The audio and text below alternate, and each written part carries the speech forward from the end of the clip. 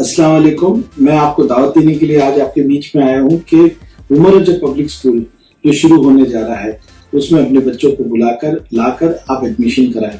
मैं चाहता हूँ कि मदनपुरे के अंदर ऐसी स्कूल हो जिसकी तालीम का मेयार जो है पूरे बम्बई के टॉप स्कूल से कंपेयर किया जाए।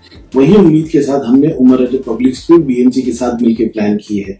हम कोशिश करेंगे कि बच्चों को तालीम इस तरह से दी जाए कि उनका ओवरऑल डेवलपमेंट हो। यहाँ स्पोर्ट्स की फैसिलिटीज है, ओपन ग्राउंड की फैसिलिटी है और उमर रजब पब्लिक स्कूल में आने वाला पढ़ने वाला हर बच्चा कामयाब बने, फ्यूचर में इंजीनियर डॉक्टर बने। इसके लिए जो बुनियाद रखने की जरूरत है वही उमर रजब पब्लिक स्कूल है।